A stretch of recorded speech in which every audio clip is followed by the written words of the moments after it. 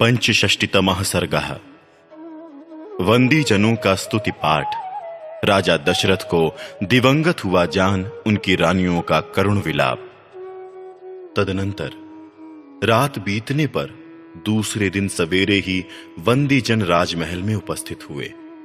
व्याकरण ज्ञान से संपन्न सूत, उत्तम रूप से वंश परंपरा का श्रवण कराने वाले मागध और संगीत शास्त्र का अनुशीलन करने वाले गायक अपने अपने मार्ग के अनुसार पृथक पृथक यशोगान करते हुए वहां आए। उच्च स्वर से आशीर्वाद देते हुए राजा की स्तुति करने वाले उन सूत, मागध आदि का शब्द राजमहलों के भीतरी भाग में फैलकर गूंजने लगा। वे सूतगण स्तुति कर रहे थे। इतने ही में पाणी वादक वहां आए और राजाओं के बीते हुए अद्भुत कर्मों का बखान करते हुए ताल गति के अनुसार तालियां बजाने लगे। उस शब्द से वृक्षों की शाखाओं पर बैठे हुए तथा राजकुमारों में ही विचरने वाले पिंजड़े में बंद शुक आदि पक्षी जागकर चहचहाने लगे। शुक आदि पक्षियों तथा ब्राह्मणों के मुख से निकले हुए पवित्र शब्द, वीणाओं के मधुर नाद तथा गाथाओं के आशीर्वाद युक्त गान से वो सारा भवन गूंज उठा। तदनंतर सदाचारी तथा परिचर्या कुशल सेवक, जिनमें स्त्रियों और खोजों की संख्या अधिक थी, पहले की भांति उस दिन भी राजभवन में उपस्थित हुए।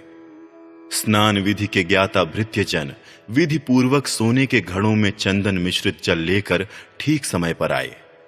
पवित्र आचार विचार वाली स्त्रियां, जिनमें कुमारी कन्याओं की संख्या अधिक थी, मंगल के लिए स्पर्श करने योग्य गौ आदि, पीने योग्य गंगा जल आदि तथा अन्य उपकरण, दर्पण, आभूषण और वस्त्र आदि ले आईं। प्रातःकाल राजाओं के मंगल के लिए जो जो वस्तुएं लाई जाती हैं, उनका नाम आभिहारिक है। वहां लाई गई सारी आभिहारिक सामग्री समस्त शुभ लक्षणों से संपन्न, विधि के अनुरूप, आदर और प्रशंसा के योग्य, उत्तम गुण से युक्त तथा शोभायमान थी। सूर्योदय होने तक राजा की सेवा के लिए उत्सुक हुआ सारा परिजन वर्ग वहां आकर खड़ा हो गया। जब उस समय तक राजा बाहर नहीं निकले, तब सबके मन में ये शंका हो गई कि महाराज के न आने का क्या कारण हो सकता है। तदनंतर जो कौशल नरेश दशरथ के समीप रहने वाली स्त्रियां थीं, वे उनकी शैया के पास जाकर अपने स्वामी को जगाने लगीं। वे स्त्रियां उनका स्पर्श आदि करने के योग्य थीं, अतः विनीत भाव से युक्ति पूर्वक उन्होंने उनकी शैया का स्पर्श किया। स्पर्श करके भी वे उनमें जीवन का कोई चिन्ह ना पा सकीं। सोए हुए पुरुष की जैसी स्थिति होती है, उसको भी वे स्त्रियां अच्छी तरह समझती थीं, अतः उन्होंने हृदय एवं हाथ के मूल भाग में चलने वाली नाड़ियों की भी परीक्षा की, किंतु वहां भी कोई चेष्टा नहीं प्रतीत हुई। फिर तो वे कांप उठीं। उनके मन में राजा के प्राणों के निकल जाने की आशंका हो गई। वे जल के प्रवाह के सम्मुख पड़े हुए तिनकों के अग्रभाग की भांति कांपती हुई प्रतीत होने लगी। संशय में पड़ी हुई उन स्त्रियों को राजा की ओर देखकर उनकी मृत्यु के विषय में जो शंका हुई थी, उसका उस समय उन्हें पूरा निश्चय हो गया। पुत्र शोक से आक्रांत हुई कौसल्या और सुमित्रा उस समय मरी हुई के समान सो गई थी और उस समय तक उनकी नींद नहीं खुल पाई थी। सोई हुई कौसल्या श्रीहीन हो गई थी। उनके शरीर का रंग बदल गया था। वे शोक से पराजित एवं पीड़ित हो अंधकार से आच्छादित हुई तारिका के समान शोभा नहीं पा रही थी। राजा के पास कौसल्या थी और कौसल्या के समीप देवी सुमित्रा थी। दोनों ही निद्रा मग्न हो जाने के कारण शोभाहीन प्रतीत होती थी। उन दोनों के मुख पर शोक के आंसू फैले हुए थे। उस समय उन दोनों देवियों को निद्रामग्न देख अंतःपुर की अन्य स्त्रियों ने यही समझा कि सोते अवस्था में ही महाराज के प्राण निकल गए हैं। फिर तो जैसे जंगल में यूथपति गजराज के अपने वास स्थान से अन्यत्र चले जाने पर हथिनियां करुण चीत्कार करने लगती हैं, उसी प्रकार वे अंतःपुर की सुंदरी रानियां अत्यंत दुखी हो उच्च स्वर से आर्तनाद करने लगीं। उनके रोने की आवाज से कौसल्या और सुमित्रा की भी नींद टूट गई और वे दोनों सहसा जाग उठी।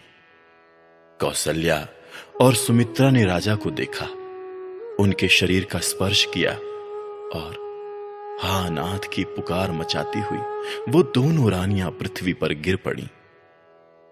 कोसल राजकुमारी कौसल्या धरती पर लोटने और छटपटाने लगी। उनका धूलि धूसरित शरीर शोभाहीन दिखाई देने लगा, मानो आकाश से टूटकर गिरी हुई कोई तारा धूल में लोट रही हो।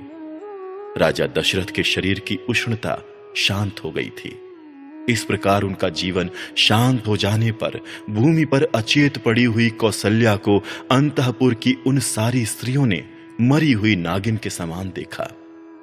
तदनंतर पीछे आई हुई महाराज की कैकेयी आदि सारी रानियां शोक से संतप्त होकर रोने लगीं और अचेत होकर गिर पड़ीं। उन क्रंदन करती हुई रानियों ने वहां पहले से होने वाले प्रबल आर्तनाद को और भी बढ़ा दिया। उस बढ़े हुए आर्तनाद से वो सारा राजमहल पुनः बड़े जोर से गूंज उठा। काल धर्म को प्राप्त हुए राजा दशरथ का वो भवन डरे, घबराए और अत्यंत उत्सुक हुए मनुष्यों से भर गया। सब ओर रोने चिल्लाने का भयंकर शब्द होने लगा। वहां राजा के सभी बंधु बांधव शोक संताप से पीड़ित होकर जुट गए। वो सारा भवन तत्काल आनंद शून्य हो, दीन, दुखी एवं व्याकुल दिखाई देने लगा।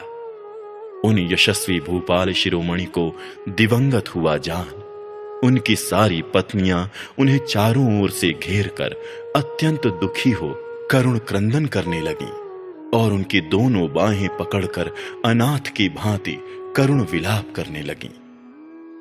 इस प्रकार श्री वाल्मीकि निर्मित आर्ष रामायण आदि काव्य के अयोध्या कांड में 65वां सर्ग पूरा हुआ।